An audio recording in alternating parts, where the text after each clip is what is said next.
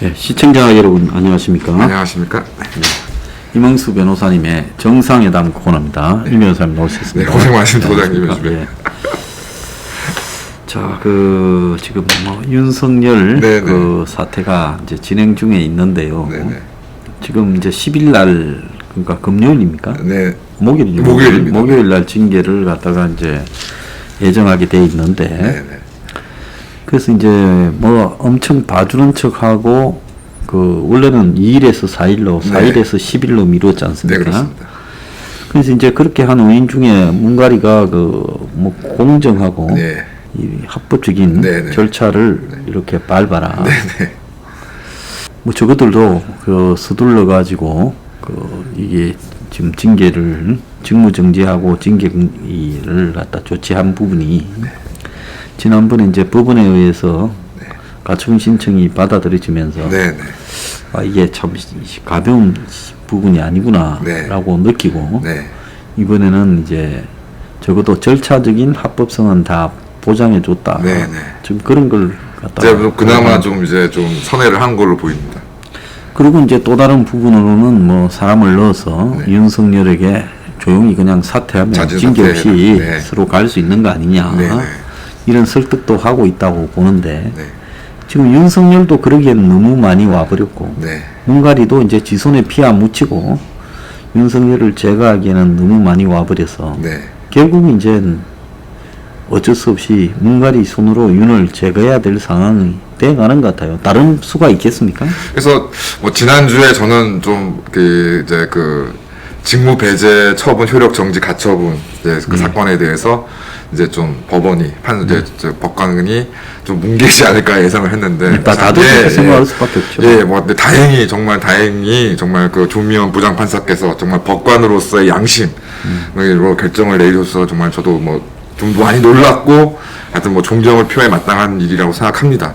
특히 이제 저희가 언급해드렸지만은 김경수에 대해서 실형을 선고했던 성창호 부장판사가 얼마나 곤욕을 치렀습니까? 그래서 다행히 또 소신 있는 법관에 의해서 무죄 판결이 선고되긴 했지만 좀 그런 곤욕들을 치르는 거를 이제 이전에 다 보셨음에도 불구하고 정말 법관의 양심에 따른 결정을 내신 거에 정말 경의를 표하지 않을 수 없다고 생각이 들고요. 어쨌든 이제 이렇게 사건이 된 여러 가지 이유가 있지만 저는 이제 제일 1등 공신이 추미애다라고 생각할 수밖에 없는 것이 저는 최소한 그래도 법무부 내부에서 자기들끼리는 뭔가 좀 이빨이나 절차를 좀 맞춘 줄 알았더니 이게 알고 보니까 감찰위를 무시하고 건너뛴 거는 고사하고 그거는 둘째 문제고 법무부 기조실장, 법무부 감찰관까지도 서로 의논도 안 되고 소통도 안 된 상황에서 이제 이 징계가 들어간 게 이제 가장 큰 문제가 된 것이라고 생각이 좀 들고요. 그래서 어쨌든 지금 이제 문가리의 지시로 인해서 이제 기일을 좀 연기를 함으로써 이제 서로 이제 어떤 방어권을 보장해 준다라는 정도의 절차는 이제 준수를 했는데 과연 이제 이 이루어진 법적 공방에 있어서 지금 현재 이전에 이번 사건에서 지적된 문제들 이제 어떤 법무부 내에 이제 징계를 요구하는 데 있어서의 절차적인 어떤 위법성 그다음에 결론적으로는 이게 가처분 사건이라는 것, 효력 정지 사건이라는 것이 결국 절차적 위법성을 주로 따지기는 하지만 결국에는 이제 어떤 징계 사유가 있느냐 없느냐도 당연히 이제 그것에 대한 심리도 어느 정도 진행이 된 결과이기 때문에 바로 그 두 부분에 대해서 이후 벌어질 법적 분쟁에서 치열하게 맞붙을 거라고 생각이 들고 지금 이제 조미연 부장판사께서 지적하신 어떤 위법성에 대해서는 이걸 과연 다음 사건을 인계할 법원에서도 어떻게 판단할 것이냐 굉장히 좀 어려운 문제로 또 다시 접어들고 있다고 생각이 들고 어쨌든 소장님 말씀하신 것처럼 양쪽 다 지금 물러설 수는 없는 상황으로 지금 물러설 수 없는 상황으로 지금 가고 있는 것 같습니다. 조미연 판사의 핵심적인 사항은 법무부 장관이 검찰총장을 자를 수 있냐 그렇습니다. 하는 문제 아니겠습니까? 그렇습니다. 그래서 그거는 검찰총장의 독립성에 훼손이 된다 이렇게 본 거 아니겠습니까? 그렇게 보입니다. 지금 그 지난 금요일 날 심야에 난 그 원전 관련 네. 그 2명 구속도 네. 최근에 그 좀 이 상황과 관련해서 네. 정권에게는 매우 아픈 네. 구석인데 네. 최근에 재판부가 공수처 출범이 임박하면서 네. 이 사법부 역시도 좀 문정권에 대한 뭐 좌우를 떠나서 불쾌한 심정이 늘어나는 것도 사실이 아닌가라는 그런 시각도 있어요. 문에 레임덕도 물론 오고 있는 측면도 그렇습니다. 있고요. 그러니까 그런 분위기가 확연하게 제외되는 것이 이제 지난 뭐 국회에서도 법원 행정처장께서 공수처 출범에 대해서 좀 문제를 지적하신 부분이 있었고 그런 부분과 함께 특히 이제 검찰 이제 거듭 말씀드리지만 조미연 부장판사가 양심과 소신에 따른 뭐 용기 있는 결정을 내리신 거는 확실하지만 뭐 그거는 뭐 당연한 것이지만 또 그것과 함께 이제 말씀하신 것처럼 이제 이러니까 그 결국은 이제 어쨌든 현행 법상 법관, 판사와 검사는 거의 동등하게 이제 신분을 보장받고 있는 상황인 건데, 그런데 검찰의 수장이 검찰총장이 이런 식으로 그 좀 어떻게 보면 정말 법이라고 할 수 없을 정도의 이런 얼렁뚱땅 어떤 징계를 받아서 뭐 해임을 당하거나 하는 이런 상황까지 몰리게 된다면 거기에 준해서 보호받게 있는 법관들 같은 경우에도 이제 뭐 공수처는 공수처대로 뭐 어떤 그걸로 인해서 법관들이 이제 어떤 신분상 불이익을 받을 위험은 둘째치고서라도 이제는 이런 상황을 용인하게 된다면 법관들도 이제 징계위원회를 통해서 이제 이런 유사한 경우를 당할 수 있다는 그런 것들도 분명히 법원 내부에도 분명히 그런 분위기가 있을 거라 생각이 듭니다. 그래서 이것이 말씀하신 것처럼 결과적으로 이제 법원 내에서도 이런 공수처 문제라던가 문가리에 대한 어떤 그 반감 내지는 그 동의할 수 없는 분위기가 분명히 내부적으로 있다고 좀 생각이 듭니다. 네. 그래서 그런 문제들이 지금 번져가고 있는 게 아닌가 이렇게 보고요. 이번에 이제 논란을 보면 사실상 그 검사 내부에 잠재되어 있던 이 검사들의 지금 불만이 윤석열 징계를 계기로 다 터져나와 버렸다라고 봐야 될 정도로 그렇습니다. 검찰 조직이 일사불란하게 무너져 버리면서 반대 세력이 무력화되는 모습이 보여버리지 않습니까? 그렇습니다. 그 부분에 대해 이야기를 좀 나눠보죠. 네네네. 하여튼 뭐 이게 결국에 이제 이러저러한 부분을 좀 봤을 때 결과적으로는 그러니까 좀 저는 이렇게 윤석열 총장이라는 사람에 대한 또 개인적인 어떤 그런 부분도 좀 목도할 수밖에 없는 것이 그러니까 결국은 이제 뭐 소장님께서 말씀하신 것처럼 그러니까 물론 윤석열 총장이 검사로서의 어떤 직분에 대한 소명 의식 그다음에 또 공직자로서의 어떤 무엇이 더 국가를 위한 것인가에 대한 뭐 어떤 신념이나 이런 것도 분명히 있지만 그런 것과 함께 좀 이렇게 굉장히 치밀한 어떤 면이 있다는 것이 좀 저는 좀 많이 좀 이제 지난 한 3, 4년 동안 좀 보는 것 같습니다. 그래서 그러니까 지금 드러난 것처럼 2015년도에 뭐 양정철하고 접촉을 했다던가 그다음에 그 이번 사건을 하면서 그래도 어떤 그 뭐 조난관 대검 차장 등에 그래서 추미애가 박은 것이 확실한 사람에도 불구하고 어떤 명분을 이제 틀어짐으로 해서 이제 그 사람들조차도 좀 이렇게 그 섣불리 추미애의 어떤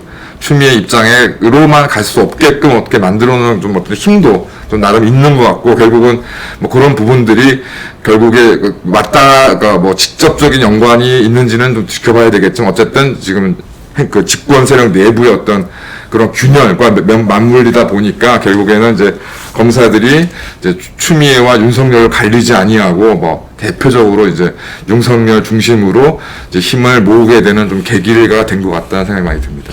제가 봤을 때는 그 검사들이 뭐 이번에 사실은 윤이 거의 무력화되기까지 검사들이 그렇게 이 윤의 편을 내거 들지는 않았다고 봅니다. 소수처건 외에요. 그래서 실제로 윤이 그 보였던 액션하고는 좀 이례적으로 검찰 내부가 올해 1월 달부터 각종 인사나 규정 변경 그리고 윤핵맥에 대한 청산 이런 부분에 좀 조용하고 가끔 가다가 한 명씩 들이받는 사람이 나온 거 외에는 그렇습니다. 전체적으로 저렇게 검찰이 무기력하게 장악되어 갈 수 있는 모습을 보일 수 있는가 하는 정도였거든요. 근데 이제 제일 마지막에 이제 총장에 대해서 직무 정지를 하는 부분을 보면서 또 또 징계를 갖다가 요구하는 부분을 보면서 마지막 단계, 심지어 뭐 주한테도 넘어가 있고 정권의 눈치를 보는 검사들까지도 많았음에도 불구하고 그 사람들도 다 이거는 이제는 여기서 내가 가만히 있거나 저쪽 편을 들면 내 이제 이 인생에 오점이 생기겠구나. 네. 내지는 저쪽 편으로 낙인이 찍히겠구나. 네, 네. 또 한편으로는 나중에 매우 영광스럽지 못한 악명을 이 검찰 내부에 남기겠구나 네. 하는 두려움이 집단적으로 엄습하면서 서울중앙지검에도 1차장부터 4차장이 다 이성윤을 들이받고 네. 심지어 1차장은 사표를 내버리고 네. 또 저기 뭐 이 법무차관이나 또 검찰 차장도 사실은 뭐 추미애 사람임에도 이렇게 등을 돌리는 이런 일이 벌어지면서 추미애 쪽이 섬처럼 뭐 이종건 박은정이처럼 네, 네. 그 부부처럼 네. 몇몇만 남고 심재철이부터 네. 한동수 뭐 이래가지고 꼬립이 되어버리는 네. 현상이 됐는데요. 이거는 그 윤석열의 어떤 리더십이나 이런 부분보다도 제가 봤을 때는 이제 검찰이라는 부분에 이 공유될 수 있는 최소한의 자존심 내지는 또 이 조직에 대한 어떤 자부심 이런 부분들이 마지막 뭉개져 가면서 순식간에 이제 여론이 밑에부터 돌기 시작하면서 네. 위에도 견딜 수 없는 정도로 분위기가 잃어버렸다. 네. 이렇게 저는 보고 있습니다. 네, 뭐 당연한 말씀이라고 좀 생각이 들고요.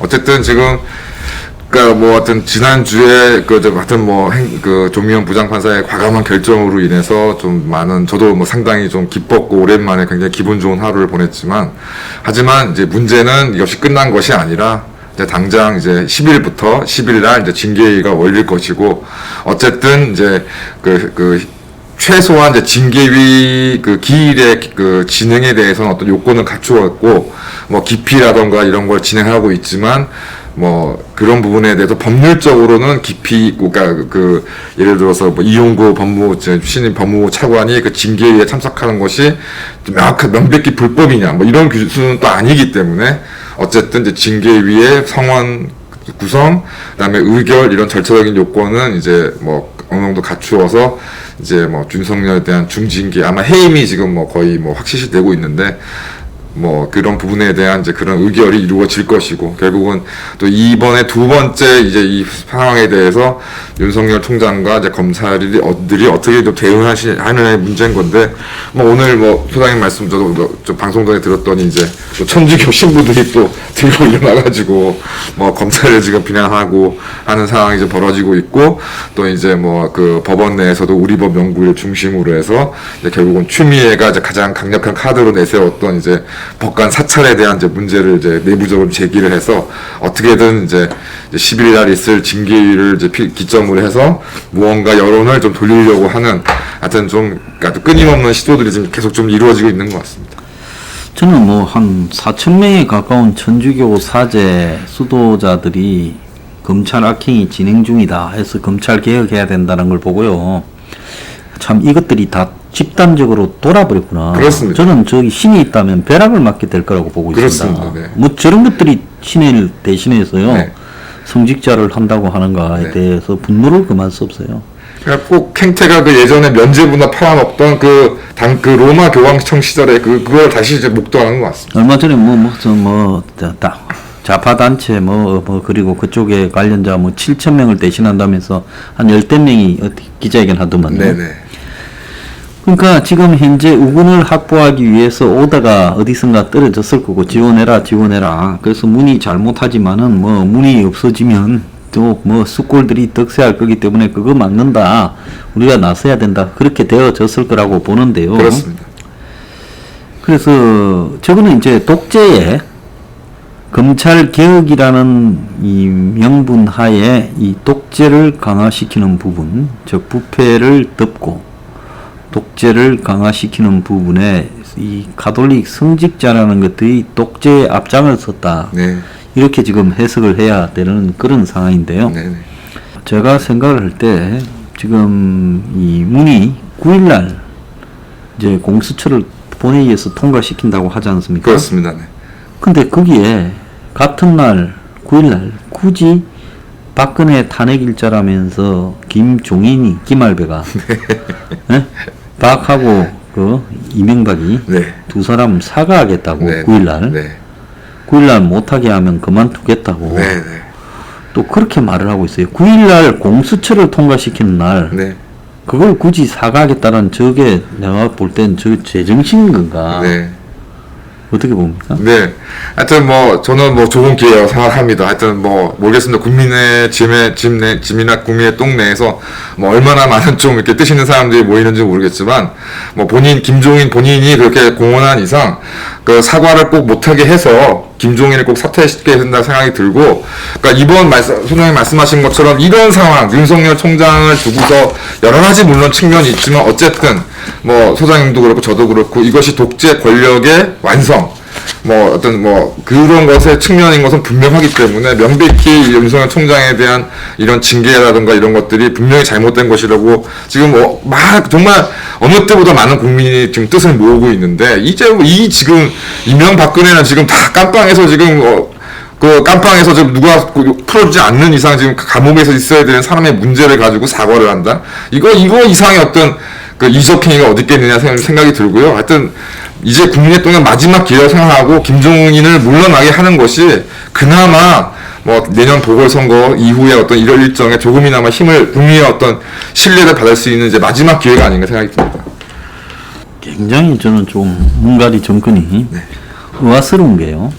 보통 정치권이 그 검찰총장을 임명을 할 때 에라를 잘 안 내지 않습니까? 그렇습니다. 설사 자기 편에서 심었다라도 물러가라 하면 언제든지 그냥 물러가는 그런 사람으로 심는데 이번에는 왜 윤석열 사태를 일으키는 이런 일이 벌어졌다고 봐요?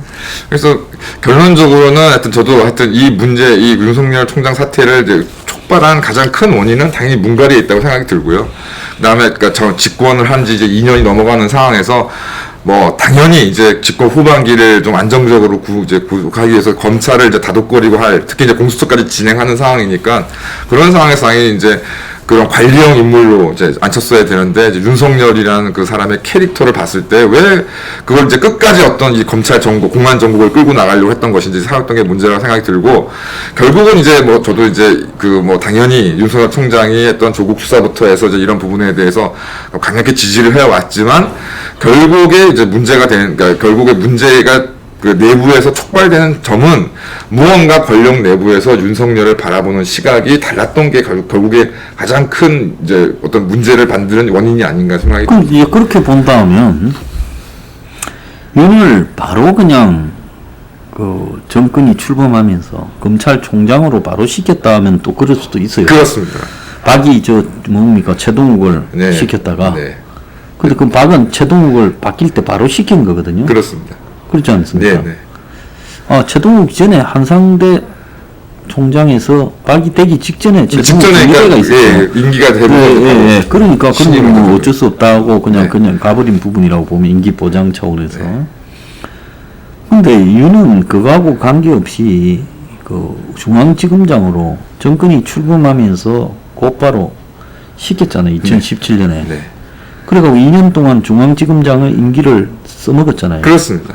그리고 자기 쪽에서 봤을 때는 너무 잘 해결해 준다라고 생각했으니까 검찰총장으로 해서 네. 조국이가 또 청문회 통과하겠냐고 아리까리 할 때 조국보다도 먼저 윤을 통과시켜서 윤이 통과되면 막 그걸 뒤에 따라서 조국도 통과된다고 한 거 아니에요? 네. 그래서 우리가 많이 알려진 사실은 이 디테일한 부분을 성큼성큼 뛰어넘기 쉬운데 윤이 2년 동안 중앙지검장으로 하면서 적폐청산을 계속 했잖아요, 수사가. 네. 그래서 물경 한 수십 명이 잡혀가지 않았습니까? 속된 말로 아작을 냈죠, 그냥. 아작을 냈죠. 네. 그 부분에 대해서 윤이 했던 적폐청산 수사가 매우 만족스러웠다고 정권은 판단했을 거 아니에요? 그렇습니다. 소비자 사용 소감에서 봤을 때 이 상품은 아주 그냥 별 5개 있거든요. 별 5개 이렇게 해서 네. 하지 않았겠어요? 네네. 자, 그러니까 저 문가리가 검찰총장 임명장을 주는 날 부인하고 같이 들어간 윤을 네. 우리 총장님 하면서 우리 정권에 비리가 있어도 다 잡아라는 헛소리를 하지 않았겠어요? 그래서 그렇게 이 사용 만족도가 높아서 검찰총장으로까지 갔던 윤. 자, 그래서 윤은 이제 우리가 여기에서 배경을 보면 2015년부터 이번에 김용민이가 말한 것 중에 주진우가 둘을 속였다 양정철이하고 좀 사팩트에 다른 게 있더만요. 예. 그런 내용. 그거는 윤이 2015년부터 자기 입으로 그때 청문회 때 네네. 양정철이가 와서 출마를 권유했다고 네네. 하지 않습니까? 기억납니다. 그래서 그러니까 그때 이제 조홍천이 횟집에 그렇습니다. 찾아가고 네네. 그러니까 박한테 물먹은 네. 유력 검찰 출신 인사들은 다 찾아다니라. 네네. 박하고 원수진. 네. 그런 맥락하에 찾아다녔던 것 같아요. 그렇습니다. 그러니까 또 윤석열은 대표적으로 박한테 물먹은 인사들이고 최동욱도 이미 자기들이 자기 편으로 만들어놨고 그러지 않습니까? 네네. 이 정권에 사건 중요한 건 다 한다고 소문이 나 있잖아요. 네. 사적인 문제 때문에 배설은 못 하겠지만. 네. 그러니까 최동욱 윤석열부터 저기 조홍천까지 다 엮어놓은 거 아니겠습니까? 그렇습니다. 그래서 출마할 사람 출마시키려고 네. 했고 윤이 거부했다고 하고. 그러면 이제 하나 보십시오. 박영수 특검 때 윤이 수사팀장을 맡았잖아요. 네네. 특검에. 네. 그러니까 박근혜 두들겨 잡는데 수사팀장을 맡고 나섰잖아요. 그렇습니다. 자, 그러면 결국은 윤석열이 이제 수사팀장으로서 훌륭하게 잡아줬으니까 네. 솜씨 좋다. 네. 과거의 복수를 확실히 하구나. 네. 그래서 또 중앙지검장으로 추천되지 않았겠습니까? 그렇습니다. 중앙지검장 될 때도 윤석열이 검사에서의 윤석열 레벨이 낮아서 그렇습니다. 두 단계 승진시키는 부분에 무리수를 두고 또 중앙지검장의 평상시에 중앙지검장의 지위로는 그러고도 너무 높아서 또 중앙지검장의 지위를 좀 낮추는 그렇습니다. 고검장급에서 검사장. 위설관적인 작업이 진행이 되어서 중앙지검장까지 갔잖아요. 그렇습니다. 그러면 굳이 윤을 중앙지검장으로 이렇게 시키기 위해서 올리고 낮추고 하는 무리수를 두어서 위인설관을 한 거거든요. 그렇습니다. 그러면 그때부터 이미 윤이 무난하게 처리만 해주면 대검까지 시키겠다라는 계획은 짜여져 있었을 거라 봐요. 그렇습니다. 그렇게 생각합니다. 그렇지 않겠습니까? 네. 그래서 이제 윤이 무난하게 처리를 해줬고, 그러면 윤을 그때 중앙지검장에 넣자고 정권 하에서 집중적으로 추천한 사람은 당연히 양정철일 거라고 우리가 생각하는 게 합리적. 윤이 양정철이 쪽에 인맥이었다라는 부분. 그래서 양정철이가 박정권을 무너뜨리는 부분에 곳곳에 포인트들을 잘 공략하고 있었다라는 건 분명한 사실인 것 같아요. 그렇습니다. 아니, 그러니까 저도 이제 소장님 말씀을 듣고 이제 소장님 말씀을 뒷받침하는 보도들이 쭉 연이어 나와서 결국 이제 저 상황을 이제 돌이켜 보니까 소장님이 더 잘 아시겠지만 양정철이라는 사람이 또 이게 우리나라 국내 정치계의 어떤 제대로 된 인맥이 사실 있는 사람이 아니지 않습니까? 민주권 출신도 아니고 오랜 기간 민주당에서 정당 활동했던 사람, 제야도 아니고 그런 사람이고 또 윤석열 총장 같은 사람, 조홍천 지금 현 의원도 마찬가지지만 검사로서는 여러 가지 실력이나 평가를 받아오신 분이지만 이제 사실은 그걸로 따져보면은 당연히 정치적으로는 보수 정당에 좀 가까웠던 사람들이고 그러다 보니 당연히 민주당 쪽이나 이런 쪽에는 큰 인맥이 없었던 사람. 그래서 서로의 이제 필요가 맞는 상황에서 이제 양정철 같은 경우는 아마 당내 기반이 없으니 외곽에서 좀 영입할 수 있는 인사들을 자기가 자신이 추천하고 이끌어서 자기 세력을 좀 확보하려고 했던 사람들인 거고,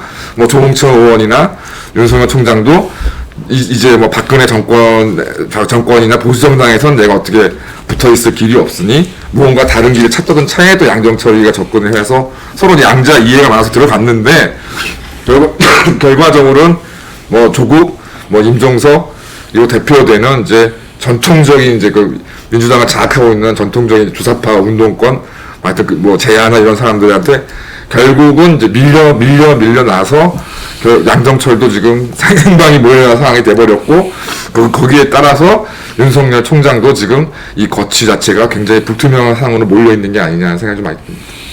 그래서 이제 어쨌든 검찰총장까지 갈 때는 조국이가 찬성을 했으니까 가지 않았겠어요? 그렇습니다. 조국이가 만약에 지가 좀 있다가 법무로 갈 건데 그렇습니다.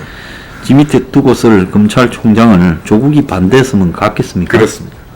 그러니까 윤이 충청도 사람답게 좀 뭐라고 할까요? 조국한테 겉으로는 적대의식을 드러내지 않고 공수처나 이런 부분에 대해서도 별로 입장을 밝히지 않았으니까 그렇습니다. 그까지 갔지 않았겠어요?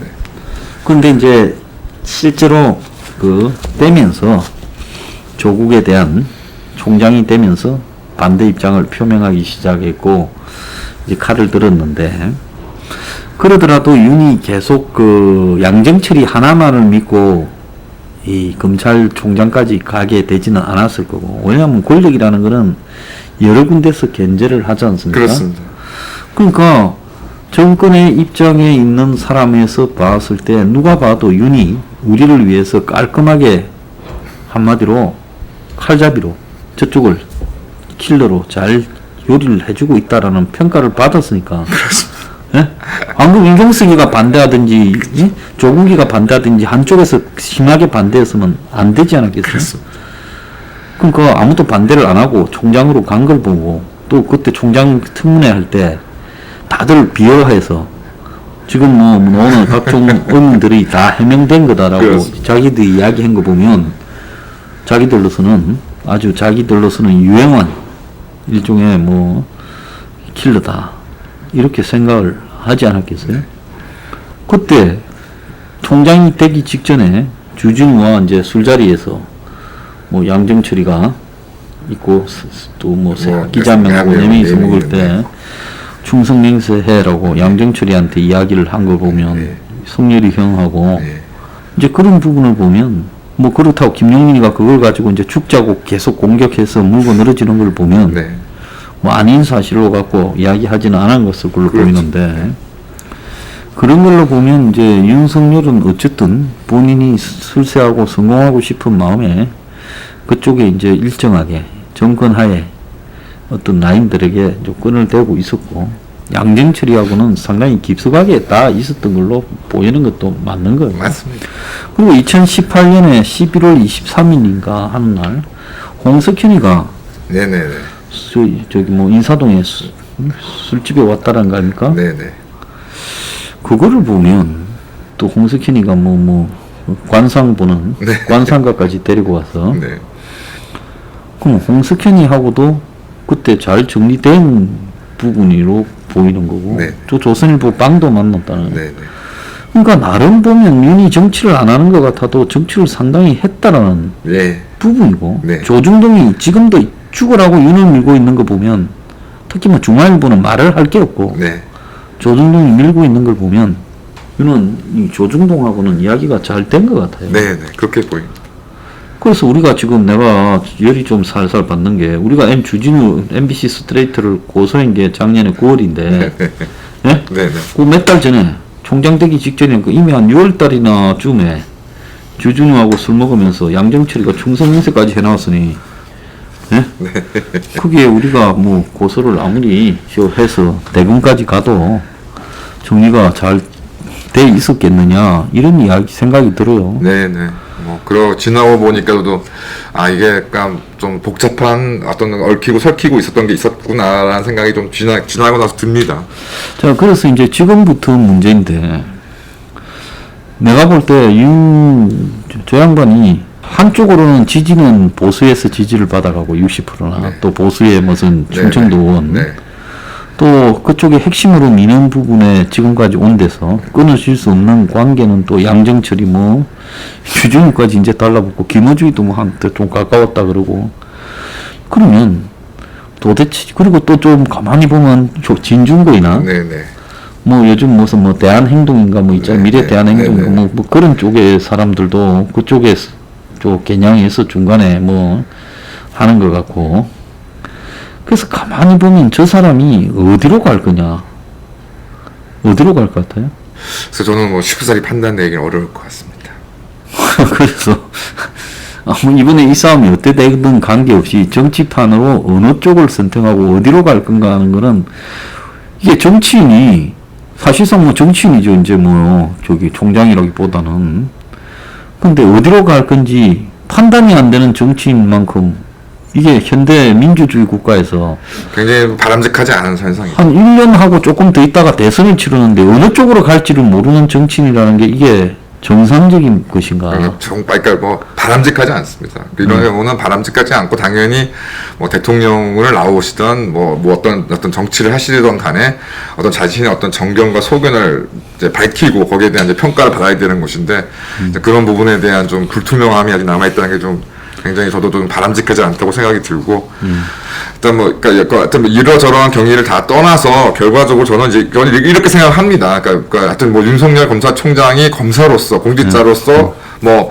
어떤 일들을 소신 있게 잘 처리했다 왔고 또 지금 여러 가지 정말 문거리 독재에 그래도 뭐 어떻게 보면 홀로 맞서서 홀로 이제 그걸 상대하면서 지금 이제 뭐 싸우고 있는 모습도 응원할 만하지만 하여튼 뭐 이러저러한 부분을 다 떠나서 결과적으로 이제 말씀하신 것처럼 이제 좀 전에 이제 과연 윤석열 총장의 지지는 이제 뭐 보수에서 받으면서 이게 어디로 갈지 모른다는 상황을 이제 들으니까 영화 친구에서 보면은 이제 이제 조폭 두목 이제 김상곤이라는 사람이 주인공한테 그러지 않습니까? 니는 약은 내한테 받고 충성은 딴 데 가서 하되 이제 이런 얘기가 이제 그런 대사가 기억이 나는데 뭐 꼭 그렇게 된다기보다는 어쨌든 굉장히 좀 불투명한 부분이 있다. 그래서 뭐 이거를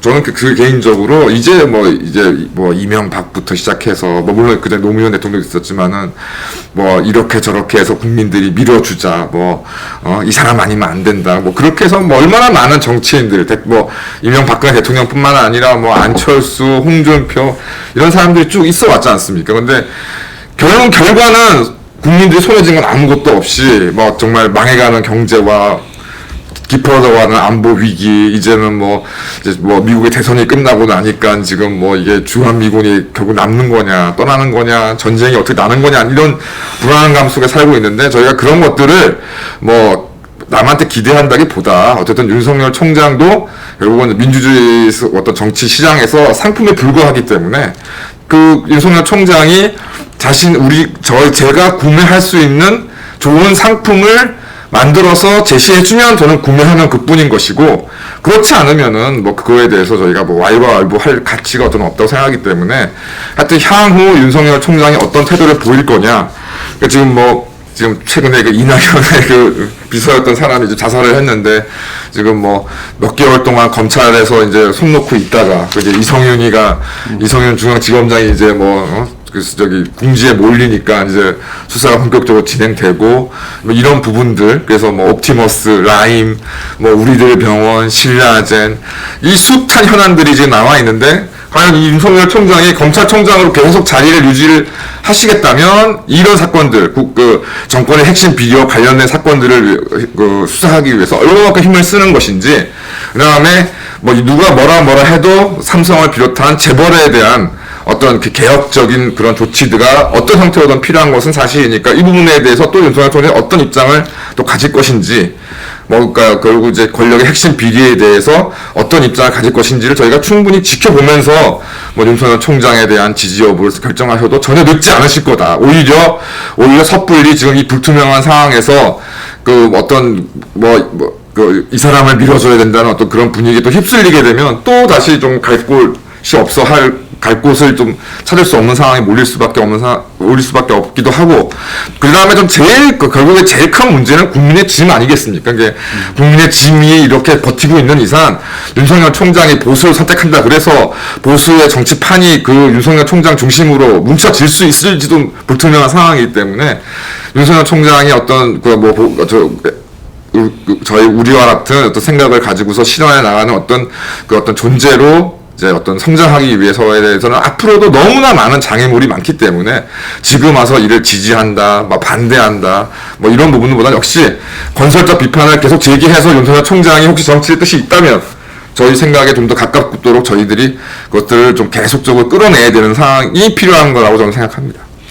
예, 오늘 임 변호사님 모시고 윤석열 사태에 대해서 논의를 해봤습니다. 감사합니다. 네, 감사합니다.